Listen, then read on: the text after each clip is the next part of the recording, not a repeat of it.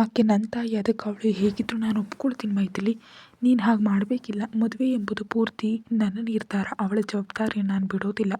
ಅದೇ ಸಮಯದಲ್ಲಿ ನನ್ನ ಸಂತೋಷವನ್ನು ಕೂಡ ಬಿಡಲಾರೆ. ನನ್ನ ಹತ್ರ ಹಣ ಇಲ್ಲ ಅಂತ ತಿಳಿದ ತಕ್ಷಣವೇ ಮನೆಯಿಂದ ಹೊರಗೆ ಹಾಕಿದ್ರು. ಇನ್ನು ನಾನು ಕನ್ಯೆಯಲ್ಲ, ಅತ್ಯಾಚಾರಕ್ಕೊಳಗಾದ ಹುಡುಗಿ ಅಂತ ತಿಳಿದ್ರೆ, ನಿನ್ನ ಮದುವೆಯಾಗಿ ನಿನ್ನ ಜೀವನ ಹಾಳು ಮಾಡಿದೆ ಅಂತ ಗೊತ್ತಾದರೆ ನಿನ್ನನ್ನು ಕತ್ತರಿಸಿ ತುಂಡು ಮಾಡ್ತಾರೆ. ಬೇಡ ವಿನಯ್, ಇದೆಲ್ಲ ನನಗಿಷ್ಟ ಇಲ್ಲ ಅಂತಿದ್ದು ಮೈಥಿಲಿಯನ್ನು ಹತ್ರ ಕೇಳ್ಕೊಳ್ತಾ, ನಿಜಕ್ಕೂ ಆಕೆಗೆ ಯಾಕೆ ಸತ್ಯ ಹೇಳಬೇಕು ಅಂದ ವಿನಯ್. ಅದೇನಾಗಿ ಹೇಳಿದೆ, ಇನ್ನು ಎಷ್ಟು ದಿನ ಮುಚ್ಚಿಡ್ತೀಯಾ? ಮುಚ್ಚಿಡೋದಕ್ಕೆ ಏನಿದೆ? ಈ ವಿಷಯ ತಿಳಿದಿರೋದು ನಿನಗೆ, ನನಗೆ ಮತ್ತು ತನಗೆ ಮಾತ್ರ. ತಿಳಿದವ್ರು ಯಾರಿಗೂ ಹೇಳಲ್ಲ ಅಂದ. ರಾಧಾಕೃಷ್ಣ ಅವರು ಯಾರಿಗೂ ಹೇಳಲ್ಲ ಅಂತ ಮೊದಲೇ ತಿಳಿದಿರೋದ್ರಿಂದ ಇನ್ನು ಯಾರಿಗೂ ತಿಳಿಯೋ ಅವಶ್ಯಕತೆ ಇಲ್ಲ, ತಿಳಿಯೋದೂ ಇಲ್ಲ.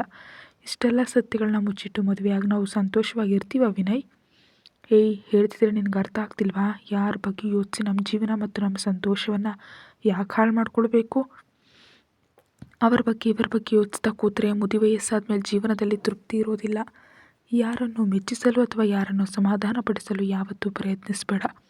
ನಿನ್ನ ಆತ್ಮವನ್ನು ಸಂತೋಷವಾಗಿಟ್ಕೋ, ಅಷ್ಟು ಸಾಕು ಅಂತ ಅವಳ ಕೆನ್ನೆಗಳನ್ನ ಒರೆಸ್ತಾ, ಇನ್ನು ಅಳಬೇಡ. ಹೀಗತ್ರೆ ನೀನು ಏನಾದರೂ ಮಾಡಿ ಅಳು ನಿಲ್ಲಿಸ್ಬೇಕನ್ಸುತ್ತೆ, ಮಾಡ್ಲಾ ಹೇಳು ಅಂತ ನಡುವನ್ನು ಒತ್ತಿ ಹಿಡಿದು ಅವಳನ್ನು ಇನ್ನಷ್ಟು ಹತ್ರ ಕೇಳ್ಕೊಂಡ. ಬಿಡು, ಇದು ರಸ್ತೆ ಆದರೆ ಏನು, ಹೊಳೆ ಆದ್ರೇನು? ನನ್ನ ಹೆಂಡತಿಯನ್ನು ನಾನು ಹಿಡ್ಕೊಂಡಿದ್ದೀನಿ, ಯಾರಿಗೂ ತೊಂದರೆ ಇಲ್ಲ ಅಂತ ಕೆನ್ನೆಗಳಿಗೆ ಮೆಲ್ಲನೆ ಮುತ್ತು ಕೊಟ್ಟ. ಅಷ್ಟರಲ್ಲಿ ಪವನ್ ಫೋನ್ ಮಾಡ್ತಾ ಹೇಳ್ದ, ಫ್ಲ್ಯಾಟ್ ಸಿಕ್ತಾ ಅಂತ ಕೇಳ್ತಾ. ಸಿಕ್ತು ಮಚ್ಚ, ನಮ್ಮ ಅಪಾರ್ಟ್ಮೆಂಟಲ್ಲಿ 5ನೇ ಮಹಡಿಯಲ್ಲಿ ಒಂದು ಫ್ಲ್ಯಾಟ್ ಇದೆ, ಅದ್ರ ಸಿಂಗಲ್ ಬೆಡ್ರೂಮ್. ಥ್ಯಾಂಕ್ಸ್ ಕಣೋ ನಮಗಾಗಿ ಈ ಸಹಾಯ ಮಾಡಿದ್ದಕ್ಕೆ. ಇನ್ನೊಂದು ಗಂಟೆಲಿ ಅಲ್ಲಿ ಇರ್ತೀವಿ, ಕೀ ತಗೋತೀಯಾ? ಓ ಎಸ್. ಇನ್ನೇನಾದರೂ ಬೇಕಿದ್ರೆ ಹೇಳು ಅಂದ ಪವನ್. ಈ ಸಮಯದಲ್ಲಿ ನಿನಗೆ ಶ್ರಮ ಬೇಡ, ನಾನು ನೋಡ್ಕೊಳ್ತೀನಿ. ಇಲ್ಲ ಶ್ರಮ ಏನೂ ಇಲ್ಲ, ಇಂಥ ಸಮಯದಲ್ಲಿ ಗೆಳೆಯನ ಅವಶ್ಯಕತೆ ಹೆಚ್ಚಿರೋದು. ಹೇಳಿ ಏನು ಬೇಕು, ನನಗೆ ಸಾಧ್ಯ ಅಷ್ಟು ತಂದಿಡ್ತೀನಿ ಅಂದ. ವಿನಯ್ ಮನೆಗೆ ಬೇಕಾದ ಎಲ್ಲ ಅಗತ್ಯ ವಸ್ತುಗಳ ಪಟ್ಟಿಯನ್ನು ಹೇಳ್ದ. ಅವೆಲ್ಲವನ್ನು ಬರ್ಕೊಂಡು, ನೀವು ಬರೋ ಅಷ್ಟರಲ್ಲಿ ಇವೆಲ್ಲವನ್ನು ಇಲ್ಲಿ ತಂದಿಡ್ತೀನಿ ಬನ್ನಿ ಅಂತ ಹೇಳಿ ಮಾರುಕಟ್ಟೆಗೆ ಹೊರಟ ಪವನ್. ನಡಿ ಮೈತು ಪಾಪು, ಈಗ ಮದುವೆಗೆ ಶಾಪಿಂಗ್ ಮಾಡ್ಕೊಂಡು ಬೆಳಗ್ಗೆ ಮದುವೆಯಾಗಿ ರಾತ್ರಿ ಶೋಭಾನ ಮಾಡ್ಕೊಳ್ಳೋಣ. ಉರಿದು ನೋಡಿದ ಮೈಥಿಲಿ ವಿನಯ್ ಎದೆಗೆ ಮುಷ್ಟಿಯಿಂದ ಹೊಡಿತಿದ್ರೆ ಅವನ್ನ ತಾನು ನೋಡ್ದ. ಕಣ್ಣೀರಿನಿಂದಲೇ ಅವಳು ಅವನನ್ನು ತಪ್ಪಿಕೊಂಡ್ಳು. ಬೆಳಗ್ಗೆ ಧೀರ ಮತ್ತು ಖುಷಿಗೆ ಅಡುಗೆ ಮನೆಯಲ್ಲಿ ಮಮ್ಮಿಗೆ ಬದಲು ರಾಕ್ಷಸ ಡ್ಯಾಡಿ ಕಾಣಿಸಿದ್ರು. ಮಮ್ಮಿ ಎಲ್ಲಿದ್ದಾಳೆ ಡ್ಯಾಡಿ? ನೀನು ಯಾಕೆ ನಮ್ಗೆ ಅಡುಗೆ ಮಾಡ್ತಿದ್ಯಾ ಅಂತ ಕೇಳ್ತಾ ಹೋದರು. ಮಮ್ಮಿ ಬೆಳಗ್ಗೆ ದೇವಸ್ಥಾನಕ್ಕೆ ಹೋಗಿದ್ದಾಳೆ ಬೇಬಿ, ಯಾವುದೋ ಪೂಜೆ ಇದೆಯಂತೆ, ಇವತ್ತಿಗೆ ನಿಮ್ಮ ಜವಾಬ್ದಾರಿಯನ್ನು ನಾನು ಕೊಟ್ಟಿದ್ದಾಳೆ ಅಂತ ನಗ್ತಾ ಹೇಳಿ, ರೆಡಿಯಾಗಿದ್ದೀರಾ? ತಿನ್ನಿ, ಬೇಗ ಸ್ಕೂಲ್ಗೆ ಹೋಗೋಣ ಅಂದ. ಡ್ಯಾಡಿ ಹಾಕ್ತಿದ್ದ ಮೊಟ್ಟೆ ದೋಸೆಯನ್ನು ಸವಿಯುತ್ತಾ ಸ್ಕೂಲಿಗೆ ರೆಡಿಯಾದರು. ಮಮ್ಮಿ ಜೊತೆ ಫೋನಲ್ಲಿ ಮಾತಾಡ್ತೀನಿ ಡ್ಯಾಡಿ ಅಂದ್ಲು ಹೀರಾ. ದೇವಸ್ಥಾನ ಅಲ್ವಾ ಕಣೋ, ಸೈಲೆಂಟ್ನಲ್ಲಿ ಇಟ್ಟಿರ್ತಾಳೆ, ನಾವು ಫೋನ್ ಮಾಡಿದ್ರು ಅವಳು ಕೇಳಿಸಲ್ಲ ಅಂತ ಖುಷಿ ಹೇಳ್ತಿದ್ರು. ಫೋನ್ ಮಾಡಿದ್ಲು, ರಿಂಗ್ ಆದರೂ ಆಕೆ ಫೋನ್ ಎತ್ತಲಿಲ್ಲ. ಮಧ್ಯಾಹ್ನ ಊಟದ ಸಮಯಕ್ಕೆ ಸ್ಕೂಲಿಗೆ ಬರ್ತಾಳೆ ಅಂತ ಇಬ್ಬರಿಗೂ ಊಟದ ಬ್ಯಾಗ್ ಕೊಟ್ಟು ಸ್ಕೂಲ್ ಹತ್ರ ಬಿಟ್ಟು ಸಿಹಿ ಮುತ್ತುಗಳನ್ನ ನೀಡಿ ಮತ್ತೆ ಮನೆಗೆ ಬಂದು ನೇರವಾಗಿ ಅಡುಗೆ ಮನೆಗೆ ಹೋಗಿ ಮಸಾಲ ಮತ್ತು ಮೊಟ್ಟೆ ದೋಸೆಗಳನ್ನ ಹಾಕಿ ಕಾಫಿ ಮತ್ತು ಗ್ರೀನ್ ಟೀ ಹಿಡಿದು ಮೇಲೆ ಹೋದ ಅರ್ಜುನ್. ಮೆತ್ತನೆ ಹೊದಿಕೆಯಲ್ಲಿ ಮುದ್ದಾದ ನಾಯಿ ಮರಿಯಂತೆ ಮುದುರುಕೊಂಡು ಮೈ ಮರೆತು ನಿದ್ರಿಸ್ತಿದ್ದಾಳೆ ಅನ್ವಿಕಾ. ಮುಖದ ಮೇಲೆ ಹಾರಾಡ್ತಿದ್ದ ಕೂದಲನ್ನು ಬೆರಳಿಂದ ಸರಿಸಿ ಸಣ್ಣದಾದ ಗಾಳಿ ಊದಿ ಕಿವಿ ಕೆಳಗೆ ಮುತ್ತು ಕೊಟ್ಟ. ಹೊರಟಾದ ಮೀಸೆ ಸ್ಪರ್ಶಕ್ಕೆ ಅವಳು ಮೆಲ್ಲನೆ ಕದರದ್ಲು. ಓಯ್ ಅನ್ವಿಕಾ, ಕಾಫಿ ಕುಡಿದು ತಿಂಡಿ ತಿನ್ನಬೇಕು. ಗಂಭೀರವಾದ ಧ್ವನಿ ಕೇಳಿ ಪಕ್ಕಕ್ಕೆ ತಿರುಗ್ದ ಅನ್ವಿಕಾ ಅವನ ಎದೆಯಲ್ಲಿ ಮುಖ ಇಟ್ಟು, ನಿದ್ರೆ ಬರ್ತಿದೆ ಅಂದ್ಲು ಮುದ್ದಾಗಿ. ಹೊದಿಕೆಯನ್ನು ಸರಿಸಿ ಬೆತ್ತಲೆಯಾಗಿರುವಾಗ ತೆಂಗಿನಕಾಯಿಯಿಂದ ಅವಳ ಹೆಗಲನ್ನು ಕಚ್ಚಿದ.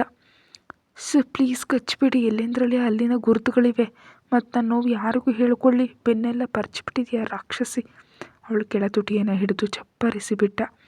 ಫೋನಲ್ಲಿ ಹೊಡೆದ ಅಲಾರಾಮ್ಗೆ ತಟ್ಟನೆ ಎದ್ದು ಕೂತ ಅನ್ವಿಕಾ ಗೋಡೆ ಗಡಿಯಾರ ನೋಡಿ ದಂಗಾದ್ಲು. ಮಕ್ಕಳೇನು ಮಾಡ್ತಿದ್ದಾರೆ? ಸ್ಕೂಲ್ಗೆ ಹೋಗಿಲ್ವ ಇವತ್ತು ಅಂತ ತಲೆ ಹಿಡ್ಕೊಳ್ತಿದ್ರೆ, ಅವರಾಗಲೇ ಸ್ಕೂಲ್ಗೆ ಹೋಗಿದ್ದಾರೆ, ಕ್ಲಾಸ್ ಕೂಡ ಶುರು ಆಗಿರುತ್ತೆ ಅಂದ. ಮತ್ತು ತಿಂಡಿ ಊಟ? ನಿನ್ನ ಈ ರಾಕ್ಷಸ ಗಂಡನ ಸಾಮರ್ಥ್ಯ ಇನ್ನು ನಿಂಗೆ ತಿಳಿದಿಲ್ವಾ? ರಾತ್ರಿ ಡೋಸ್ ಸಾಕಾಗಿಲ್ಲ ಅನಿಸುತ್ತೆ ಅಂತ ಅರ್ಜುನ್ ರಾಕ್ಷಸನಂತೆ ನೋಡಿದಾಗ, ಅಬ್ಬಾ ಸಾಕು ಅಂದ್ಲು ಅಸಹಾಯಕಳಾಗಿ. ಮೈಥಿಲಿ ಮತ್ತು ವಿನಯ್ ಪವನ್ ಕಳಿಸಿದ ವಿಳಾಸಕ್ಕೆ ಹೋದರು. 6 ಅಂತಸ್ತಿನ ಅಪಾರ್ಟ್ಮೆಂಟ್ ಅದು. ಅಂಥವುಗಳ ಸುತ್ತಲೂ 3 ಇವೆ. ಅಪಾರ್ಟ್ಮೆಂಟ್ನಲ್ಲಿ ಫ್ಲ್ಯಾಟ್ ಬದಲು ಬೇರೆ ಮನೆ ಇದ್ದಿದ್ರೆ ಚೆನ್ನಾಗಿರ್ತಿತ್ತು ಅಂತ ಮೈಥಿಲಿ ಅಂದ್ಕೊಂಡ್ಳು. ಏಕಾಂತ ಇರುತ್ತೆ ಅಂತ. ಅವಳ ಮನಸ್ಸಿನ ಮಾತನ್ನು ಗ್ರಹಿಸಿದ ವಿನಯ್, ಇಲ್ಲಿ ನಿನಗೆ ಯಾವ ಅಗತ್ಯ ಇದ್ರೂ ಕೂಡಲೇ ಪವನ್ ಬರಬಲ್ಲ ಮೈಥಿಲಿ, ಜೊತೆಗೆ ಭದ್ರತೆ ಇರುತ್ತೆ. ನಿನ್ನನ್ನು ಈ ಪರಿಸ್ಥಿತಿಯಲ್ಲಿ ಒಬ್ಬಳೆ ಬೇರೆ ಮನೆಯಲ್ಲಿಡೋ ಸುರಕ್ಷಿತ ಅನಿಸಲ್ಲ. ನಮಗೆ ಮದುವೆಯಾಗಿ ಮಗು ಹುಟ್ಟಿದ ಮೇಲೆ ಸ್ವಂತ ಮನೆ ತಗೊಳ್ಳೋಣ ಅಂತ ಅವಳ ಕೈ ಹಿಡಿದು 5ನೇ ಮಹಡಿ ಕರ್ಕೊಂಡು ಹೋದ. ಪವನ್ ತಾನು ತಂದಿದ್ದ ಸಾಮಾನೆಲ್ಲ ಕೆಲಸದವ್ರ ಸಹಾಯದಿಂದ ಒಳಗಿರಿಸ್ತಿದ್ದ. ಅವ್ರನ್ನ ನೋಡುತ್ತಲೇ ಬಂದವನು, ದಿನಸಿ ವಸ್ತುಗಳು, ಅಡಿಗೆ ಪಾತ್ರೆಗಳು, ತರಕಾರಿಗಳಿಗೆ ಯಾವುದೂ ಕಡಿಮೆ ಇಲ್ಲ ವಿನಯ್. ಪೀಠೋಪಕರಣಗಳನ್ನ ಮಾತ್ರ ಈಗ ಕಳಿಸೋದಕ್ಕಾಗಲ್ಲ, ನಾಳೆ ಸಂಜೆಯೊಳಗೆ ಡೆಲಿವರಿ ಮಾಡ್ತಾರೆ ಅಂತ ಹೇಳಿದರು. ರಾತ್ರಿ ಮಲಗಲು ತೊಂದರೆ ಆಗಬಾರ್ದು ಅಂತ ಸಣ್ಣ ಹಾಸಿಗೆಗಳನ್ನ ಮಾತ್ರ 2 ಆಟೋದಲ್ಲಿ ತರಿಸಿದ್ದೀನಿ ಎಂದ. ಪವನನ್ನು ಅಪ್ಕೊಂಡ ವಿನಯ್, ಥ್ಯಾಂಕ್ಸ್ ಕಣೋ, ಕೇಳಿದ ತಕ್ಷಣ ಸ್ವಂತದವ್ರಿಗಿಂತ ಹೆಚ್ಚಾಗಿ ನೆರವಾಗಿದೆಯಾ, ನೀನು ಉಪಕಾರ ಮರೆಯಲಾರೆ. ಗೆಳೆತನ ಅಂದರೆ ಅದೇ ಕಣೋ, ಚಿಕ್ಕ ವಯಸ್ಸಿನಲ್ಲಿ ನನ್ನ ಮೇಲೆ ಸೀನಿಯರ್ ಹುಡುಗರು ಜಗಳಕ್ಕೆ ಬಂದರೆ ನೀನು ಅಡ್ಡ ಬಂದು ಅವ್ರನ್ನ ಹೊಡೆದು ನನ್ನನ್ನು ಕಾಪಾಡಿದ್ದೆ. ಆ ಜಗಳದಲ್ಲಿ ನಿನಗೆ ತಲೆಗೇಟು ಕೂಡ ಬಿದ್ದಿತ್ತು, ಮನೆಯಲ್ಲಿ ಅದೆಲ್ಲ ಹೇಳಿರಲಿಲ್ಲ. ಅಂತಹ ನಿನ್ನ ಸ್ನೇಹವನ್ನು ನಾನು ಯಾವತ್ತೂ ಮರೆಯಲಾರೆ ಕಣೋ ಅಂತ ಹೇಳಿ, ಈಗ ಅಡುಗೆ ಕಾರ್ಯಕ್ರಮವೇನು ಇಟ್ಕೊಳ್ಬೇಡಿ, ಈಗಾಗಲೇ ನಿಮ್ಗಾಗಿ ಊಟ ಸಿದ್ಧ ಮಾಡಿದ್ದಾಳೆ ನಮ್ಮ ಹೆಂಡತಿ, ನೀವು ಫ್ರೆಶ್ ಆಗಿ ಬರೋ ಅಷ್ಟರಲ್ಲಿ ಊಟ ಇಲ್ಲಿಗೆ ಬರುತ್ತೆ ಹೋಗಿ ಅಂದ ಪವನ್. ನಿಮ್ಗೆ ಯಾಕೆ ಕಷ್ಟಮ್ಮ, ಗೌರಿನ ಯಾಕೆ ಈ ಸಮಯದಲ್ಲಿ ಇಷ್ಟೊಂದು ಕಷ್ಟಕ್ಕೆ ಹಾಕದೆ? ನಾನೇನು ಕಷ್ಟ ಕೊಟ್ಟಿಲ್ಲ, ನಿನಗಿಂತ ಅವಶ್ಯಕತೆ ಇದೆ ಅಂತ ಹೇಳಿದ್ರೆ ಅವ್ರು ಯಾವುದೋ ತೊಂದರೆಯಲ್ಲಿ ಇರ್ತಾರೆ, ಊಟ ಮಾಡಿದಾರೋ ಇಲ್ವೋ, ನಾನು ಬೇಗ ಬೇಗ ಇಬ್ಬರಿಗೂ ಅಡುಗೆ ಮಾಡಿಕೊಡ್ತೀನಿ ಅಂತ ನಾನು ಕೇಳೋ ಮೊದಲೇ ಹೇಳಿದ್ಲು. ಇನ್ನು ಬೇಡ ಅನ್ನೋದು ಹೇಗೆ ಅಂತಿರುವಾಗಲೇ ಗೌರಿ ಬಂದಳು. ಪತ್ನಿಯನ್ನು ವಿನಯ್ ಮತ್ತು ಮೈಥಿಲಿಗೆ ಪರಿಚಯಿಸ್ತಾ, ಈಗಾಗಲೇ ತಡ ಆಗಿದೆ, ನೀವೇನೇನು ಯೋಚಿಸ್ದೆ ಪ್ರಶಾಂತವಾಗಿ ಸ್ನಾನ ಮಾಡಿ ಹೊಟ್ಟೆ ತುಂಬ ತಿಂದು ಮಲಗಿ ಅಣ್ಣ, ಏನಿದ್ರು ಬೆಳಗ್ಗೆ ಮಾತಾಡ್ಬೋದು ಅಂತ ತಂದಿದ್ದು ಊಟದ ಬುಟ್ಟಿಯನ್ನು ಅಡುಗೆ ಮನೆಯಲ್ಲಿಟ್ಟು ಪವನಿಗೆ ಸನ್ನೆ ಮಾಡಿದ್ಲು. ಅವರಿಗೆ ಏಕಾಂತ ಕೊಡೋಣ ಬನ್ನಿ ಹೋಗೋಣ ಅಂತ. ಸರಿ ಕಣೋ, ನನಗೂ ಬೆಳಗ್ಗೆ ಆಫೀಸ್ ಇದೆ, ನಾಳೆ ಯಾರಿಗಾದರೂ ಕೆಲಸದವ್ರ ಹತ್ರ ಮಾತಾಡ್ತೀನಿ, ಇವೆಲ್ಲ ನೀವಿಬ್ಬರು ಮಾಡ್ಕೊಳ್ಳಲು ಆಗಲ್ಲ ಅಲ್ವಾ? ಥ್ಯಾಂಕ್ಸ್ ಕಣೋ ಪವನ್ ಅಂದ ವಿನಯ್. ಇಟ್ಸ್ ಓಕೆ ಮಚ್ಚ. ಅವರಿಗೆ ಶುಭರಾತ್ರಿ ಹೇಳಿ ಕೆಲಸದವರಿಗೆ ಪವನ್ ಹಣ ನೀಡಲು ಹೋದಾಗ ವಿನಯ್ ತಡೆದ. ಈಗಾಗಲೇ ನೀನು ತುಂಬ ಖರ್ಚು ಮಾಡಿದ್ಯಾ ಅಂತ ವಿನಯ್ ಕೆಲಸದವರಿಗೆ ಹಣ ನೀಡಿದ. ಬರ್ತೀವಿ ಅಂತ ಪವನ್ ಮತ್ತು ಗೌರಿ ಹೊರಟು ಹೋದರು. ಆ ಮನೆಯೊಳಗಿನ ಸಾಮಾನನ್ನು 1 ಗಂಟೆಯಲ್ಲಿ ತಲೆಕೆಳಗಾದ ತನ್ನ ಜೀವನವನ್ನು ನಿಜಕ್ಕೂ ಊಹಿಸಿದ ಮೈಥಿಲಿ ಹಾಗೆ ಗೋಡೆಗೊರಗಿ ನೋಡ್ತಾ ನಿಂತು ಹೋದ್ಲು. ವಿನಯ್ ಫ್ರೆಶ್ ಆಗಿ ಬಂದರು. ಅವಳು ಅಲ್ಲೇ ಇರೋದನ್ನು ನೋಡಿ, ಏನಮ್ಮ ಹಾಗೆ ನಿಂತು ಸತ್ಯಾಗ್ರಹ ಶುರು ಮಾಡ್ತಿದ್ಯಾ, ಹೋಗಿ ಸ್ನಾನ ಮಾಡಬಾ. ನೀನು ಮನೆಗೆ ಹೋಗಿ ವಿನಯ್. ನೋ, ಈ ಹೊತ್ತು ಇಲ್ಲೇ ಇರ್ತೀನಿ. ಯಾಕೆ, ನಿಮ್ಮ ಅಮ್ಮ ಇನ್ನೂ ನನ್ನ ಬೈಲಿಲ್ಲ ಅಂತನಾ? ಪ್ಲೀಸ್ ದಯವಿಟ್ಟು ಮನೆಗೆ ಹೋಗು, ಬೇಕಿದ್ರೆ ನಾಳೆ ಬಾ. ಹೋಗಲ್ಲ, ಏನು ಮಾಡ್ತೀಯಾ ಅಂತ ಅಡುಗೆ ಮನೆಯಲ್ಲಿ ತಟ್ಟೆಗಳಲ್ಲಿ ಊಟ ಬಡಿಸ್ತಿದ್ದ. ಪ್ಲೀಸ್ ವಿನಯ್, ನಮಗಿನ್ನೂ ಮದುವೆ ಆಗಿಲ್ಲ, ಮದುವೆ ಆಗದೆ ಹೀಗೆ ಒಂದೇ ಫ್ಲ್ಯಾಟ್ನಲ್ಲಿ ಒಟ್ಟಿಗೆ ಇದ್ದರೆ ನಮಗಿಷ್ಟು ಸಹಾಯ ಮಾಡಿದ ಪವನ್ಗೆ ಕೆಟ್ಟ ಹೆಸರು ಬರುತ್ತೆ. ನೀನು ಊಟ ಮುಗಿಸಿ ಮನೆಗೆ ಹೋಗಿ ಬೇಕಿದ್ರೆ ಬೆಳಗ್ಗೆ ಬಾ ಅಂದ್ಲು. ಸರಿ ಹೋಗ್ತೀನಿ ಬಿಡು, ನೀನು ತಿಂದಮೇಲೆ ಹೋಗ್ತೀನಿ ಅಂತ ಹಠ ಹಿಡಿದಿದ್ದಕ್ಕೆ ತಾನು ತಂದಿದ್ದ ಬ್ಯಾಗ್ನಿಂದ ಬಟ್ಟೆ ತೆಗೆದುಕೊಂಡು ಸ್ನಾನದ ಮನೆಗೆ ಹೋದ್ಲು. ಅವಳು ಬಂದಮೇಲೆ ತಾನೇ ಊಟ ಮಾಡಿಸ್ದೆ. ವಿನಯ್ ತಾನು ತಿಂದು ಮೈಥಿಲಿಗೆ ಮಲಗೋದಕ್ಕೆ ಹಾಸಿಗೆ ಸರಿಪಡಿಸಿ, ಇನ್ನು ಹ್ಯಾಪಿಯಾಗಿ ಯಾವ ಟೆನ್ಷನ್ ಇಲ್ಲದೆ ಹಾಯಾಗಿ ಮಲಗು, ಇದು ನಿನ್ನ ವೈಯಕ್ತಿಕ ಜೀವನ, ನಿನಗಿಷ್ಟ ಬಂದಂತೆ ಇರಬಹುದು, ನಿನ್ನನ್ನು ಯಾರು ಏನೂ ಅನ್ನಲ್ಲ, ಒಂದು ವೇಳೆ ಅಂದರೂ ಮುಖ ಸೀಳುವಂತೆ ಉತ್ತರ ಕೊಡು ಅಂತ ಹಣೆ ಮೇಲೆ ಮುತ್ತು ಕೊಟ್ಟು ಹೇಳ್ತಿರುವಾಗ ಅವಳು ಕೈ ಹಿಡಿದು ತಡೆದ್ಲು. ಉಳಿದುಕೊಳ್ಳ, ಬೇಡ ಎನ್ನಲು ಮನಸ್ಸು ಬರ್ತಿಲ್ಲ, ಇರು ಅಂತ ಹೇಳೋ ಹಕ್ಕು ತನಗಿಲ್ಲ ಅಂತ ಮೈಥಿಲಿ ಕಣ್ಣೀರಿನಿಂದ ನೋಡ್ತಿದ್ರೆ, ಅವಳನ್ನು ಹಾಗೆ ನೋಡಿ ಹೋಗಲಾಗದ ವಿನಯ್ ತನ್ನ ಪ್ರೀತಿಯನ್ನು ಮುತ್ತಾಗಿ ಮಾರ್ಪಡಿಸಿ ಅವಳಿಗೆ ಧೈರ್ಯ ಮತ್ತು ಭರವಸೆ ನೀಡ್ದ. ಬಿಡಲಾರ್ದೆ ಈಗಲೇ ತಾಳಿ ಕಟ್ಬಿಡ್ಲಾ ಅಂದ. ತಟ್ಟನೆ ಅವನಿಂದ ದೂರ ಸರಿದು ಓಡ್ ಬಂದು ಬಾಗಿಲು ತೆಗೆದು ನಿಂತಳು. ನಗ್ತಾ ಬಂದ ವಿನಯ್, ಇಷ್ಟು ಹುಚ್ಚಾಗಿ ಒಬ್ಬ ಹುಡುಗಿನ ಪ್ರೀತಿಸ್ತೀನಿ ಅಂತ ಅಥವಾ ಆ ಹುಡುಗಿ ಪ್ರೇಮದಲ್ಲಿ ಬಿದ್ದು ಹೋಗ್ತೀನಿ ಅಂತ ಅಂದ್ಕೊಂಡಿರಲಿಲ್ಲ ಮಧು. ನಿನ್ನನ್ನು ಹಾಗೆ ಪ್ರೀತಿಯಿಂದ ಕರೀಬೇಕು ಅಂತ ಬಹಳ ದಿನಗಳಿಂದ ಇತ್ತು. ಚೆನ್ನಾಗಿದೆ, ಇನ್ನು ನೀವು ಹೋದರೆ ನಾನು ಮಲಗ್ತೀನಿ. ಮನಸ್ಸಿನಲ್ಲಿರೋದನ್ನು ಹೊರಗೆ ಹೇಳಬೇಕು ಅನ್ನುತ್ತಾ ಒಂದು ಬೆಚ್ಚನೆಯ ಅಪ್ಪುಗೆ ನೀಡಿ, ಏನಾದರೂ ಅಗತ್ಯ ಇದ್ದರೆ ಯೋಚಿಸದೆ ಫೋನ್ ಮಾಡು ಅಂದ ವಿನಯ್. ಹೊರಟು ಹೋದ. ಬಾಗಿಲು ಹೊರಕೊಂಡು ಮೈಥಿಲಿ ಮನಸ್ಕರ ಕಣ್ಣೀರು ಬಂತು. ಯಾರವರು, ತನ್ನ ಜೀವನ ಹೇಗಿತ್ತು, ಹೇಗೆ ಬದಲಾಯಿತು ಅಂತ ನೆನೆಯುತ್ತಾ ಅಲ್ಲೇ ಕೂತು ಯೋಚಿಸ್ತಾ ಮಲಗಿದ್ಲು. ಮನೆಗೆ ಬಂದ ವಿನಯ್ಗಾಗಿ ಕಾತು ಕೂತಿದ್ದ ಸುಜಾತ, ಏನಪ್ಪ ಆ ಹುಡುಗಿನ ಎಲ್ಲಿ ಬಿಟ್ಟು ಬಂದೆ ಅಂತ ಕೇಳಿದ್ಲು. ನಿನಗೆ ಕಾಣಿಸಿದಷ್ಟು ದೂರದಲ್ಲಿ? ನಿಜವಾಗಿಯೂ ಬಿಟ್ಟು ಬಂದಿಯಾ ಅಥವಾ ಎಲ್ಲಾದರೂ ಇರಿಸಿದೆಯಾ? ನಾನು ಮೈಥಿಲಿಯನ್ನು ಪ್ರೀತಿಸಿ ಮದುವೆ ಆದರೆ ಏನು ಮಾಡ್ತೀಯಮ್ಮ? ಅವಳನ್ನು ನೇಣು ಹಾಕ್ಕೊಂಡು ನಾನು ನೇಣು ಹಾಕ್ಕೊಂಡು ಸಾಯ್ತೀನಿ. ತಾಯಿಯ ಜೊತೆ ಇನ್ನೂ ಮೈಥಿಲಿ ವಿಷಯದಲ್ಲಿ ವಾದಿಸಿ ಲಾಭ ಇಲ್ಲ ಅಂತ ತಿಳಿದ ವಿನಯ್ ಸ್ನಾನ ಮಾಡಿ ಮಲಗ್ದ. ತನ್ನ ಮೇಲೆ ಅಷ್ಟು ಭಯ ಇರೋದ್ರಿಂದಲೇ ಮಗ ಸುಮ್ಮನಿದ್ದಾನೆ ಅಂತ ಮೈಥಿಲಿ ಕಾಟ ತಪ್ಪಿತು ಅಂತ ತಿಳಿದ ಸುಜಾತ ಇನ್ನು ಅವನಿಗೆ ಮದುವೆ ಸಂಬಂಧಗಳ ಹುಡುಕಾಟ ಜೋರು ಮಾಡಬೇಕು ಅಂತ ಅಂದ್ಕೊಂಡು ತನಗೆ ತಿಳಿದವರಿಗೆ ಅಷ್ಟರಲ್ಲೇ ಫೋನ್ ಮಾಡಿದ್ಲು. ಶಾಲೆಯಿಂದ ಮನೆಗೆ ಬಂದ ಹರ್ಷ ಬಂದ ಕೂಡಲೇ ತನ್ನ ಅಭ್ಯಾಸದಂತೆ ಇಮೇಲ್ ಓಪನ್ ಮಾಡ್ದ. ಶಾಲೆಯಲ್ಲಿ ಮತ್ತು ಮನೆಯಲ್ಲಿ ಕರಾಟೆ ಅಭ್ಯಾಸ ಮಾಡ್ತಿರೋ ಈರಾಳು ಫೋಟೋಗಳು ಮತ್ತು ಖುಷಿ ಫೋಟೋಗಳು ಕಂಡವು. ಶಾಲೆಯಿಂದ ಎಷ್ಟು ಸುಸ್ತಾಗಿ ಬಂದಿದ್ದನೋ ಆ ಕಿರಿಕಿರಿ ಎಲ್ಲ ಫೋಟೋಗಳು ನೋಡುತ್ತಲೇ ಮಾಯ ಆಯಿತು. ಪೊನಿಟೇಲ್ ಹಾಕಿ ಬಿಳಿ ಬಟ್ಟೆಯಲ್ಲಿ ಹೀರಾ ಮುದ್ದಾಗಿದ್ಲು. ಅವಳ ಪಕ್ಕದಲ್ಲಿ ಪುಟ್ಟ ಖುಷಿ ಇನ್ನೂ ಕ್ಯೂಟಾಗಿ ಕಾಣಿಸ್ತಿದ್ರೆ ಅವ್ರನ್ನ ನೋಡಬೇಕೆಂಬ ಹಂಬಲ ಅವನನ್ನು ಹೆಚ್ಚಾಯಿತು. ಫೋಟೋಗಳನ್ನ ಸವರ್ತಾ ಹಾಗೆ ಇದ್ದ ಹರ್ಷ ರೇಷ್ಮಾ ಫೋನ್ ಮಾಡ್ತಿರಳು. ಫೋನ್ ಎತ್ತದ. ಕಾರ್ಯಕ್ರಮಕ್ಕೆ ಬರೋದಕ್ಕಿನ್ನೂ ಎಷ್ಟು ಸಮಯ ಬೇಕು? ನಾನು ಬರ್ತಿಲ್ಲ ಮಮ್ಮಿ, ಕೆಲಸ ಇದೆ, ಹೋಗಬೇಕು. ಹರ್ಷ, 2 ದಿನಗಳಿಂದ ಹೇಳ್ತಿದ್ದೀನಿ ನೀನು ಈ ಫಂಕ್ಷನ್ಗೆ ಖಂಡಿತ ಬರಬೇಕು ಅಂತ. ಅತ್ತೆ ಮಾವ ಬೇಸರ ಮಾಡ್ಕೊಳ್ತಾರೆ. ಇಲ್ಲಿವರೆಗೆ ಬಂದಿರೋದೇ ನಿನಗಾಗಿ. ನೀನು ಬರ್ತಿದ್ರೆ ನಿನ್ನ ಕರ್ಕೊಂಡು ಹೋಗೋದಕ್ಕೆ ನಾನು ಬರ್ತೀನಿ. ಬಂದ ಮೇಲೆ ಮಾತ್ರ ದೊಡ್ಡ ಗಲಾಟೆ ನಡೆಯುತ್ತೆ. ನನ್ನ ಮೇಲೆ ಸ್ವಲ್ಪ ಆದರೂ ಗೌರವ ಮತ್ತು ಭಯ ಇದ್ದರೆ ಅರ್ಧ ಗಂಟೆಯಲ್ಲಿ ನೀನು ನಾವು ಹೇಳಿದ ಜಾಗದಲ್ಲಿ ಇರಬೇಕು ಅಂತ ಫೋನ್ ಕಟ್ ಮಾಡಿದ್ಲು. ತಾಯಿ ಕಾಟ ಸಹಿಸಲಾರದೆ ಇಷ್ಟು ದೂರ ಬಂದರೂ ತನ್ನ ಮನಃಶಾಂತಿ ಇಲ್ವಲ್ಲ ಅಂತ ಬೇಸರಗೊಂಡ ಹರ್ಷ ಗಲಾಟೆ ದೊಡ್ಡದಾಗೋದು ಇಷ್ಟ ಇಲ್ದಿದ್ರು ರೆಡಿಯಾದ. ಚರಿತಾ ಅವ್ರ ತಂದೆ ತಾಯಿ ಮದುವೆ ವಾರ್ಷಿಕೋತ್ಸವವನ್ನು US-ನಲ್ಲಿರೋ ಪರಿಚಿತ ಸ್ನೇಹಿತರ ಮನೆಯಲ್ಲಿ ಆಚರಿಸ್ತಿದ್ದಾರೆ. ಕೇವಲ ಕುಟುಂಬದ ಸ್ನೇಹಿತರು ಮತ್ತು ಮುಖ್ಯ ಅತಿಥಿಗಳನ್ನು ಮಾತ್ರ ಕರೆದಿದ್ದಾರೆ. ರೆಡಿಯಾಗಿ ತಂದೆ ಕಳುಹಿಸಿದ ಕಾರ್ನಲ್ಲಿ ಕಾರ್ಯಕ್ರಮದ ಜಾಗಕ್ಕೆ ಹೊರಟ ಹರ್ಷ. ಅದೇ ದಿನ ಭಾರತದಲ್ಲಿ ಹೀರಾ ಮತ್ತು ಖುಷಿಯನ್ನು ಅಂದು ಮನೆ ಕರ್ಕೊಂಡಿದ್ರು ಸ್ವರಾಜ್ ಮತ್ತು ಲಕ್ಷ್ಮೀಕಾಂತ್ ಅವರು. ಮಕ್ಕಳ ಜೊತೆ ಅನ್ವಿಕಾ ಕೂಡ ಬಂದಿದ್ಲು. ಹಳೆ ಕಾಲದ ವಿನ್ಯಾಸದ ದೊಡ್ಡ ಮನೆ ಸುತ್ತಲೂ ತೋಟದೊಂದಿಗೆ ಸುಂದರವಾಗಿ ಪ್ರಶಾಂತವಾಗಿತ್ತು. ಸ್ವರಾಜ್ ಅವರು ಹೇಗಾದರೂ ಮಾಡಿ ಮಕ್ಕಳನ್ನ ಮತ್ತು ಅನ್ವಿಕಾಳನ್ನು ಕಳಿಸು ಅಂತ ಅರ್ಜುನ್ಗೆ ಪಟ್ಟು ಹಿಡ್ದಿದ್ರಿಂದ ಅಂದು ಸ್ಕೂಲಿಗೆ ರಜೆ ಕೂಡ ಇದ್ದಿದ್ದರಿಂದ ಅರ್ಜುನ್ ಅವ್ರನ್ನ ಕಳಿಸ್ದ. ಅವರಿಗಾಗ್ತಾನೆ ಅಡುಗೆ ಮಾಡಿದ ಸ್ವರಾಜ್, ಇವತ್ತು ನಮ್ಮ ಮಗಳ ಮತ್ತು ಅಳಿಯನ ಮದುವೆ ದಿನ ಅನ್ವಿಕಾ ಅವರು ಅಲ್ಲಿ, ನಾವು ಇಲ್ಲಿ ಅದು ಅವರ ಹೆಸರಲ್ಲಿ ಗುಡಿಯಲ್ಲಿ ಪೂಜೆ ಮಾಡಿಸಿದ್ದೀವಿ. ನಾವಿಬ್ಬರೇ ಆ ಹಬ್ಬವನ್ನು ಏನು ಆಚರಿಸೋದು ಅಂತ ಅರ್ಜುನನ್ನು ಕೇಳಿದೆ. ನಿಮ್ಮನ್ನು ಇಲ್ಲಿಗೆ ಕಳಿಸಲು ಅಂದ್ಲು.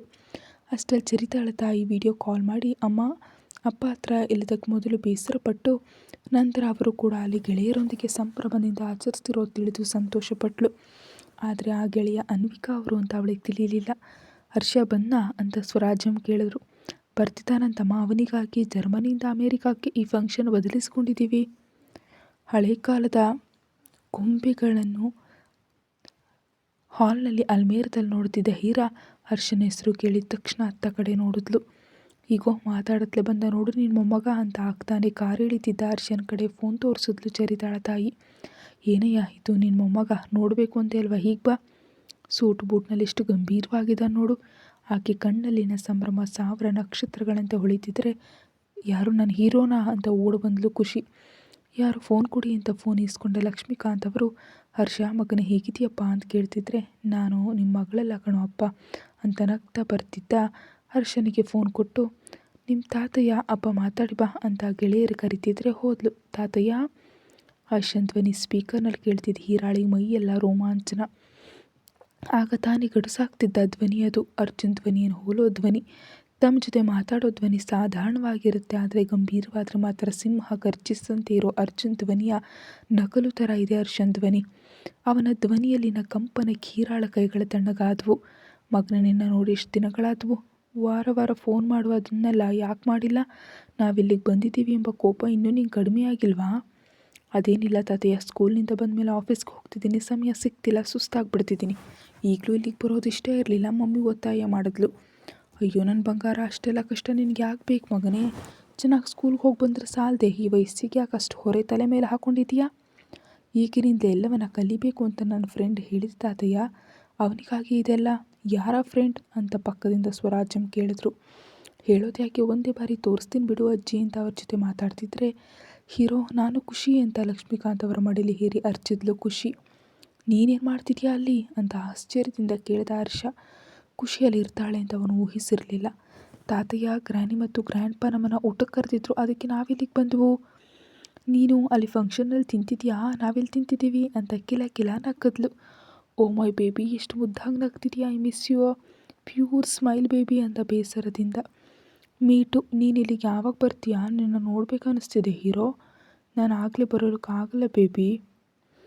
ನನ್ನ ಹೀರೋನನ್ನು ಕೇಳಿ ನಿನ್ನ ಇಲ್ಲಿಗೆ ಕರ್ಕೊಂಡು ಬರೋದಕ್ಕೆ ಹೇಳ್ತೀನಿ ಬಿಡು ಅಂದ. ಹೋಗು, ನೀನು ಹೀಗೆ ಹೇಳ್ತೀಯ, ಡ್ಯಾಡಿ ಕೂಡ ಅಷ್ಟೇ ಹತ್ರ ಇದ್ದರೆ ಅಲ್ವಾ ಫ್ರೆಂಡ್ಶಿಪ್. ನೀನು ಅಷ್ಟು ದೂರ ಇದ್ದರೆ ನಾನು ನಿನ್ನ ಜೊತೆ ಹೇಗೆ ಫ್ರೆಂಡ್ಶಿಪ್ ಮಾಡೋದು? ಖುಷಿ ಜೊತೆ ಮಾತಾಡ್ತಿದ್ರು ಹರ್ಷನ್ ಕಣ್ಣುಗಳು ಫೋನ್ನಲ್ಲಿ ಯಾರನ್ನೋ ಹುಡುಕ್ತಿದ್ವು. ಯಾರ ಜೊತೆ ಬಂದಿದ್ಯಾ ಅಂತ ಕೇಳ್ದ. ನಾನು, ಮಮ್ಮಿ ಮತ್ತು ಹೀರಾ ಬಂದಿದ್ದೀವಿ. ಖುಷಿಯ ಮಾತು ಹೇಳಿದ ತಕ್ಷಣ ಹರ್ಷನ ಮುಖ 1000 ಬಲ್ಬ್ಗಳಂತೆ ಬೆಳಗ್ತು. ಮಮ್ಮಿ ಬಂದಿದ್ದಾರಾ? ಫೋನ್ ಕೊಡು, ಅವ್ರ ಜೊತೆ ಮಾತಾಡ್ತೀನಿ. ಇವನ್ನೇ ನೋಡ್ತಿದ್ದ ಅನ್ವಿಕಾ ನಗ್ತಾ ಫೋನ್ ತೆಗೆದುಕೊಂಡು, ಹರ್ಷ ಹೇಗಿದೆಯಪ್ಪ, ಅಮ್ಮ ಎಲ್ಲರೂ ಚೆನ್ನಾಗಿದ್ದಾರಾ ಅಂತ ಕೇಳಲು. ಚೆನ್ನಾಗಿದ್ದಾರಕ್ಕ, ನೀನು ಹೇಗಿದೆಯಾ, ಸರ್ ಹೇಗಿದ್ದಾರೆ, ನಾವೆಲ್ಲ ಚೆನ್ನಾಗಿದ್ದೀವಿ. ಆದರೆ ಕಣ್ಣುಗಳೇನು ಹಳ್ಳ ಬಿದ್ದಿವೆ, ಸರಿಯಾಗಿ ನಿದ್ದೆ ಮಾಡ್ತಿಲ್ವಾ? ಅದೇನಿಲ್ಲ, ಸ್ವಲ್ಪ ಕೆಲಸ ಹೆಚ್ಚಾಗಿದೆ ಅಷ್ಟೇ. ನೀನು ಅಪ್ಪ ಅಮ್ಮನ ಹತ್ರ ಇರ್ತೀಯ, ಅಮೇರಿಕಾದಲ್ಲಿ ಇರ್ತೀಯ ಅಂತ ನಿಮ್ಮ ಸರ್ ಹೇಳಿದ್ರು, ನಿಜವಾ?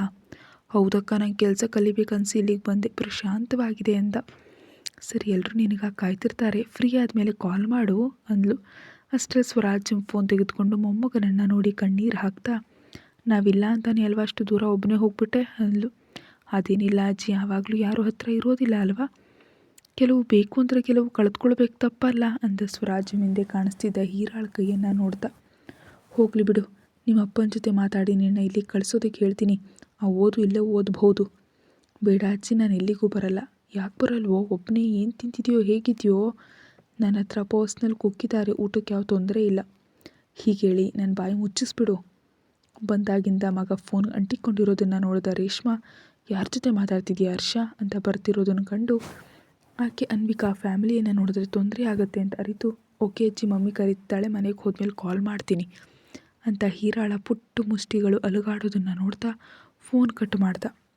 ಯಾರ ಜೊತೆ ಮಾತಾಡ್ತಿದ್ಯಾ ಹರ್ಷ ಅಂತ ಕೇಳ್ತಾ ಬಂದ ರೇಷ್ಮಾಳಿಗೆ ಅಜ್ಜಿ ತಾತಯ್ಯ ಅಂತ ಹೇಳಿ ಎದುರು ಬರ್ತಿದ್ದ ಚರಿತಾಳನ್ನು ನೋಡಿ ಮುಖ ಸಿಂಡರಿಸ್ತಾ ಹರ್ಷ.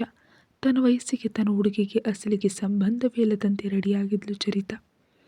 ಇಷ್ಟು ಅರ್ಜೆಂಟಾಗಿ ಅವರ ಜೊತೆ ಮಾತಾಡಬೇಕಾದ ಅವಶ್ಯಕತೆ ಏನಿದೆ ಹರ್ಷ? ತಾಯಿ ಪ್ರಶ್ನೆಗೆ ತಿರುಗಿ ನೋಡಿ, ನನ್ನ ಅಜ್ಜಿ ತಾತಯ್ಯನ ಜೊತೆ ಮಾತಾಡೋದು ಕೂಡ ನಿನ್ನ ಅನುಮತಿ ಬೇಕಾ ಮಮ್ಮಿ ಅಂತ ನೇರವಾಗಿ ಕೇಳ್ದ. ಮಗನ ಮುಖದಲ್ಲಿನ ಕೋಪಕ್ಕೆ ಸ್ವಲ್ಪ ತಗ್ಗಿದ ರೇಷ್ಮಾ, ಫಂಕ್ಷನ್ನಲ್ಲಿ ಇವನನ್ನು ರೇಗಿಸೋದು ಅಪಾಯಕಾರಿ ಅಂತ ಭಾವಿಸಿ, ಓಕೆ ಯಾರನ್ನು ಕೇಳಿದೆ ಅಷ್ಟೇ ಅಲ್ವಾ, ಹೌದು ಇದು ಅತ್ತೆ ಫೋನ್ ಥರ ಇದೆಯಲ್ಲ, ತನ್ನ ಫೋನನ್ನೇ ಕೊಟ್ಟುಬಿಡು ಅಂದಿದ್ದಕ್ಕೆ ಸಂಪೂರ್ಣ ಶಾಂತಳಾದ ರೇಷ್ಮಾ ಅಪ್ಪ ಅಂದ್ಕೊಂಡು ಫೋನ್ ತೆಗೆದುಕೊಂಡು ಮಗ ನೋಡಿದಂತೆ ನಂಬರ್ ನೋಡಿದ್ಲು. ಭಾರತದಿಂದ ತನ್ನ ಅತ್ತೆ ಮಾವನ ಕಾಲ್ ಆಗಿರೋದ್ರಿಂದ ತನಗೆ ಬಂದ ಭಯವೇನೂ ಇಲ್ಲ ಅಂತ ಮಗ ನಿಜವನ್ನೇ ಹೇಳಿದ್ದಾನೆ ಅಂದ್ಕೊಂಡ್ಳು. ಹಾಯ್ ಬಾಬಾ, ನಿನಗಾಗಿ ಕಾಯ್ತಿದ್ದೀನಿ ಅಂತ ಬಳಗ್ತಾ ಬಂದ್ಲು ಚರಿತಾ. ಹಾಯ್ ಅಂತ ಒಂದು ಮಾತು ಅವಳು ಮುಖಕ್ಕೆ ಬಿಸಾಡಿ ತನಗೆ ತಿಳಿದ ಸ್ಕೂಲ್ ಫ್ರೆಂಡ್ಸ್ ಕೂಡ ಬಂದಿದ್ದರಿಂದ ರಿಲ್ಯಾಕ್ಸ್ ಆಗತ್ತಾ ಹೋದ. ನೋಡತ್ತೆ, ನಾನು ಇಷ್ಟು ಚೆನ್ನಾಗಿ ರೆಡಿ ಆದರೆ ಕನಿಷ್ಠ ನನ್ನ ನೋಡಿ ಹೇಗಿದ್ದೀನಿ ಅಂತ ಕೂಡ ಹೇಳಿಲ್ಲ ನಿನ್ನ ಮಗ ಅಂತ ಬೇಸರ ಪಟ್ಕೊಂಡ್ಳು. ಸರಿ, ಅವನು ಈಗೀಗ ಬದಲಾಗ್ತಿದ್ದಾನೆ, ಅವನ ಮನಸ್ಸಿನಲ್ಲಿ ಆಗಲೇ ಒಂದು ಹುಡುಗಿ ಇದ್ದಾಳೆ ಅಂತ ನಿಂಗೆ ಗೊತ್ತು, ಅಂಥವನನ್ನು ತುಂಬ ತಾಳ್ಮೆಯಿಂದ ನಿನ್ನ ಕಡೆ ತಿರುಗಿಸ್ಕೊಳ್ಬೇಕು, ನಿನ್ನ ಜೊತೆ ಫ್ರೆಂಡ್ಶಿಪ್ ಮಾಡುವಂತೆ ಮಾಡ್ಕೊಳ್ಬೇಕು. ಹೀಗೆ ಸಣ್ಣ ಪುಟ್ಟದಾಗ ಬೇಸರ ಪಟ್ಕೊಂಡ್ರೆ ಹೇಗೆ? ಹೀಗೆ ನನ್ನ ಕಡೆ ತಿರುಗಿಸ್ಕೊಳ್ಳೋದು, ನಾನು ಅಲ್ಲಿ ಇದ್ದರೆ ಇವರು ಇಲ್ಲಿದ್ದಾರೆ, ನಾನು ಅವನಿಗಾಗಿ ಬಂದರೂ ಮತ್ತೊಂದು ಕಡೆ ಓಡಿ ಹೋಗ್ತಾನೆ, ನನ್ನನ್ನು ನೋಡಿದ್ರೇ ಹುಳುನ ನೋಡಿದಂತೆ ಅಸಹ್ಯ ಪಟ್ಕೊಳ್ತಿದ್ದಾನೆ. ನನಗೇನು ಕಡಿಮೆ ಅತ್ತೆ, ಅಂದ ಇಲ್ವಾ, ಆಸ್ತಿ ಇಲ್ವಾ, ಚಿಕ್ಕ ವಯಸ್ಸಿನಿಂದ ಅವನ ಕಣ್ಮುಂದೆ ಬೆಳೆದವಳಲ್ವ, ನನ್ನಲ್ಲಿ ಇಷ್ಟ ಆಗಿದ್ದು ಆ ಅನಾಥ ಸ್ಟುಪಿಡ್ಗರ್ನಲ್ಲಿ ಏನಿಷ್ಟ ಆಯಿತು ನಿನ್ನ ಮಗನಿಗೆ? ನೀನಾದರೂ ಗಟ್ಟಿಯಾಗಿ ಹೇಳಬಾರ್ದೆ ಅಂತ ಬಾರದ ಕಣ್ಣೀರನ್ನು ತರಿಸ್ಕೊಂಡು ರೇಷ್ಮಾ ಮುಂದೆ ಎಮೋಷ್ನಲ್ ಡ್ರಾಮಾ ಮಾಡಿದ್ಲು ಚರಿತಾ. ಸೊಸೆ ಕಣ್ಣಲ್ಲಿನ ನೀರಿಗೆ ಇನ್ನೊಮ್ಮೆ ಅಲ್ಲಿ ಇಲ್ಲದ ಹೀರಾ ಮೇಲೆ ಕೋಪ ದ್ವಿಗುಣವಾಯಿತು ರೇಷ್ಮಾಳಿಗೆ. ಅವನಿಗೆ ಚಿಕ್ಕವನು, ಅದಕ್ಕೆ ಆ ಸ್ನೇಹಕ್ಕೆ ಮರುಳಾಗ್ತಿದ್ದಾನೆ, ಇನ್ನು 4-5 ವರ್ಷ ಹೋಗಲಿ, ನಿನ್ನ ಅಂದದ ಹಿಂದೆ ನಾಯಿ ಮರಿಯಂತೆ ತಿರುಗುವಂತೆ ಮಾಡಿಕೊಳ್ಳುವೆಯಂತೆ ಅಂತ ಸೊಸೆಯನ್ನು ಸಮಾಧಾನ ಮಾಡಿ ಕರ್ಕೊಂಡು ಹೋದ್ಲು. ಸ್ವರಾಜ್ಯಂ ಅವರ ಮನೆ ಸುತ್ತಲಿನ ತೋಟದಲ್ಲಿ ಸಣ್ಣ ಸಣ್ಣ ಮೊಲಗಳು, ಬಾತುಕೋಳಿಗಳು ನೋಡ್ತಿದ್ದ ಹೀರಾ ಮತ್ತು ಖುಷಿಯ ಸಂತೋಷಕ್ಕೆ ಪಾರವೇ ಇರಲಿಲ್ಲ. ಗ್ರಾನಿ, ಇವುಗಳನ್ನ ನಾನು ನಮ್ಮ ಮನೆಗೆ ಕರ್ಕೊಂಡು ಹೋಗ್ಲಾ, ತುಂಬ ಕ್ಯೂಟಾಗಿವೆ ಅಂದ್ಲು ಖುಷಿ. ಆಗಲ್ಲ ಅಂದ್ಲು ಸ್ವರಾಜ್ಯಂ. ಯಾಕೆ ಅಂತ ಮುಖ ಸೊಟ್ಟಗೆ ಮಾಡಿಕೊಂಡ್ಲು ಖುಷಿ. ಅವು ಇಲ್ಲಿದ್ದರೆ ಅವುಗಳನ್ನ ನೋಡಲು ಅಂದರೂ ನೀವು ಬರ್ತಾ ಇರ್ತೀರಿ, ನಿನಗೆ ಕೊಟ್ಬಿಟ್ರೆ ನೀವು ಇಲ್ಲಿಗೆ ಬರೋದನ್ನೇ ಬಿಟ್ಬಿಡ್ತೀರಿ. ಸ್ವರಾಜ್ಯಮನ್ನು ಗಟ್ಟಿಯಾಗಿ ಅಪ್ಕೊಂಡು ಅವಳ ಕೆನ್ನೆಗೆ ಮುತ್ತು ಕೊಡ್ತಾ, ನಮ್ಮ ಒಳ್ಳೆ ಗ್ರಾನಿ, ನಾನು ಸಂಡೇ ಇಲ್ಲಿಗೆ ಬರ್ತೀನಿ, ಅವುಗಳ ಜೊತೆ ಎಷ್ಟು ಹೊತ್ತಾದರೂ ಆಟ ಆಡ್ಬೋದಾ ಅಂತ ಅನುಮತಿ ಕೇಳ್ತಿದ್ರೆ, ನೀನು ಅನುಮತಿ ಕೇಳೋ ಅವಶ್ಯಕತೆ ಇಲ್ಲ ಕಂದಮ್ಮ, ಇದು ಕೂಡ ನಮ್ಮ ಮನೆಯೇ, ನಿನಗೆ ಯಾವಾಗ ಬರ್ಬೇಕನ್ಸುತ್ತೋ ಆಗ ಬರ್ಬೋದು, ಎಷ್ಟು ಹೊತ್ತಾದರೂ ಆಟ ಆಡ್ಬೋದು, ಈ ದೊಡ್ಡ ಮನೆಯಲ್ಲಿ ನಾನು ನಿಮ್ಮ ತಾತಯ್ಯ ಮಾತ್ರ ತಾನೇ ಇರೋದು ಅನ್ನುತ್ತಾ ಹೀರಾ ಸ್ವಲ್ಪ ಯೋಚನೆಯಲ್ಲಿ ಇರೋದನ್ನು ಕಂಡು, ಏನು ಯೋಚಿಸ್ತಿದೆಯಾ ಹೀರಾ ಅಂದ್ಲು. ಏನೂ ಇಲ್ಲ ಅಜ್ಜಿ, ಫೋಟೋ ಆಲ್ಬಮ್ಗಳೇನಾದರೂ ಇದ್ದರೆ ತೋರಿಸು, ನೀವು ಹೆಂಗಿದ್ದಾಗ ಹೇಗಿದ್ರಿ ಅಂತ ನೋಡ್ಬೇಕನ್ಸುತ್ತೆ ಅಂದಾಗ ಸ್ವರಾಜ್ಯಂ ಅವರು ಮುಸಿ ನಗ್ತಾ, ಬನ್ನಿ ತೋರಿಸ್ತೀನಿ, ನಮ್ಮದು ಮಾತ್ರ ಅಲ್ಲ ಮಕ್ಕಳ ಫೋಟೋಗಳು ಇವೆ ಅಂತ ಒಳಗೆ ಕರ್ಕೊಂಡು ಹೋದ್ಲು. ಅನ್ವಿಕಾ ತಾತಯ್ಯನ ಜೊತೆ ಮಾತಾಡ್ತಾ ಬರ್ತಿರೋದನ್ನು ಕಂಡು, ಯಾಕಷ್ಟು ಖುಷಿಯಾಗಿದ್ದೀರಿ ಅಂದ್ಲು. ಅಜ್ಜಿ, ಇಲ್ಲಿಗೆ ಯಾವಾಗ ಬೇಕಾದರೂ ಬರ್ಬೋದು ಅಂತ ನನಗೆ ಪರ್ಮಿಷನ್ ಕೊಟ್ಟಿದ್ದಾರೆ ಮಮ್ಮಿ ಅಂತ ಖುಷಿಯಾಗಿ ಹೇಳಿದ್ಲು ಖುಷಿ. ಮಮ್ಮಿ ಗ್ರ್ಯಾಂಡ್ಮಾ ಫೋಟೋಸ್ ತೋರಿಸ್ತೀನಿ ಅಂದಿದ್ದಾರೆ ಅಂದ್ಲು ಹೀರಾ. ಅವು 2-3 ಆಲ್ಬಮ್ಗಳಿವೆ. ನಾನು ಒಬ್ಬಳೇ ತರೋದಕ್ಕಾಗಲ್ಲ, ನೀವು ಬನ್ನಿ ಅಂತ ಮಕ್ಕಳನ್ನು ಬೆಡ್ರೂಮ್ ಕರ್ಕೊಂಡು ಹೋದ ಸ್ವರಾಜ್ಯಂ ಹಳೆಯದಾಗಿ ತೆಗೆದ ಬೀರುವಲ್ಲಿ ತೆರೆದು ಭದ್ರವಾಗಿದ್ದ ಆಲ್ಬಮ್ಗಳನ್ನ ತೆಗೆದ್ರು. ಅವುಗಳಲ್ಲಿ ಹಳೆ ಕಾಲದಿಂದ ಹೊಸ ತಲೆಮಾರಿನವರೆಗೆ ಇರೋ ವಿವಿಧ ರೀತಿಯ ಆಲ್ಬಮ್ಗಳು 4 ಇದ್ವು. ಇವೆಲ್ಲ ನಿಮ್ಮದೇನಾ ಗ್ರ್ಯಾಂಡ್ಮಾ ಅಂದ್ಲು. ನಮ್ಮವೇ ತಾಯಿ ಅಂತ ದೊಡ್ಡವು 2 ಹಾಕಿ ಹಿಡ್ಕೊಂಡು ಸಣ್ಣ ಸಣ್ಣವುಗಳನ್ನ 2 ಮಕ್ಕಳಿಗೆ ತಲಾ ಒಂದೊಂದನ್ನು ಕೊಟ್ಲು. 4 ಆಲ್ಬಮ್ಗಳನ್ನ ಹಿಡಿದು ಮೂವರು ಕೆಳಗೆ ಬಂದರು. ಕಥೆ ಮುಂದುವರಿಯುತ್ತೆ. ಹೆಚ್ಚಿನ ವಿಡಿಯೋಗಾಗಿ ಚಾನಲ್ಗೆ ಸಬ್ಸ್ಕ್ರೈಬ್ ಮಾಡಿ ಮತ್ತು ಮೆಂಬರ್ಶಿಪ್ ತೆಗೆದುಕೊಳ್ಳೋದ್ರ ಮೂಲಕ ವಿಡಿಯೋವನ್ನು ಮುಂಚಿತವಾಗಿಯೇ ನೋಡಿ. Thank you.